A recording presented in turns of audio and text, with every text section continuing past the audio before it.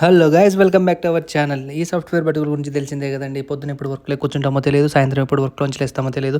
ఈ రోజు కూడా యథావిధిగా నైట్ అయితే 9 అయిపోయింది, వర్క్ అయిపోయేసరికి ఇక వండుకునే ఓపిక లేక దగ్గరలో ఉన్న రామ్కి దోశ పాయింట్కి అయితే వచ్చేసాము. ఇది మనకైతే బీరంగూడ నుంచి కృష్ణారెడ్డిపేట మధ్యలో అయితే ఉంటుంది. ఇంతకుముందు అది చిన్న బండి మీద ఉండేది, ఇప్పుడైతే చాలా పెద్ద హోటల్ అయితే మార్చేశారు. దాని కిచెన్ కూడా చాలా పెద్దగా ఉంటుందన్నమాట.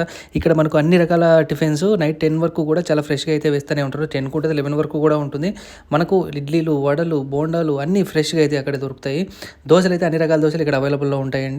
సో మనమైతే ఎక్కడికి వెళ్ళినా హైదరాబాద్లో ఫస్ట్ ప్రిఫరెన్స్ వచ్చేసి బోండాలకి. వేడివేడి బోండాలను అయితే ఎప్పుడైనా ఆర్డర్ చేసుకుంటాము. సో బోండాలు తింటా ఉంటే 4-5 చట్నీలు అయితే వీళ్ళ దగ్గర అవైలబుల్లో ఉంటాయి. టమోటా, అల్లం, పల్లి చట్నీ సరిగ్గుంది టేస్ట్ మాత్రము. సో ఇవన్నీ తిన్న తర్వాత పొల్లు కూడా వీళ్ళ దగ్గర 3 రకాలు అయితే ఉంటాయి.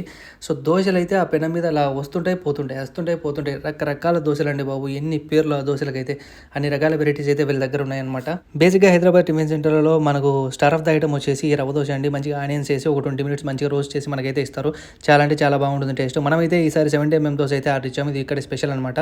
సో మంచిగా వీటిలో కారం పొడి, చీజ్, మసాలా ఎంత కావాల్సింటే అంత వేసి మనకైతే ఇస్తారనమాట. చాలాసేపు రోస్ట్ చేసి ఎంత టేస్ట్ చాలా అంటే చాలా బాగుంటుంది. సో ఇక్కడ ఎలా ఉంటుందో ఒకసారి టేస్ట్ చేద్దామని చెప్పి ఒకసారి ఆర్డర్ ఇచ్చుకున్నాము. యథావిధిగా వీళ్ళు మంచిగా ఒక చేతి నిండా కారము, మంచిగా నెయ్యి అండ్ మధ్యలో ఒకసారి చీజ్ అయితే బాగా చల్లేసి, చాలా దట్టంగా చల్లేశారు చీజ్ అయితే మాత్రం. మసాలా కూడా అటు ఇటు కొంచెం అయితే పేర్ చేశారు. చాలా మనకి ఇది చాలా హెవీ అవుతుంది ఈవెన్ తినడానికి కూడా ఈ చీజ్ ఉండడం వల్ల. సో మనకు ఆర్డర్ అయితే ఒక 15-20 మినిట్స్ తర్వాత అయితే మన దగ్గరికి అయితే వస్తుంది. ఇక్కడ ఉన్న క్రౌడ్ ఈ 70 mm దోశ అంటారా, ఇది వేయడానికి ఒక ఫుల్ ప్యాన్ కావాలి కాబట్టి ఎవరు మన కాంపిటీషన్ ఉండరు. సో మన దోశ అయితే మనకైతే ఒక 10-15 మినిట్స్లో మన దగ్గరికి అయితే వచ్చేస్తుంది.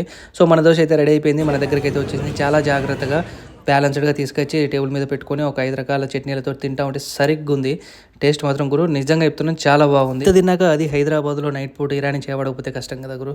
పక్కనే మనకి ఇరానీ చాయ్ అయితే దొరుకుతుంది. టేస్ట్ మాత్రం సూపర్ ఉంది. బెంగళూరులో ఎన్నిసార్లు అయినా కూడా ఈ టేస్ట్ అయితే నాకు రాలేదు. Please do subscribe our channel the ఊరగాయ.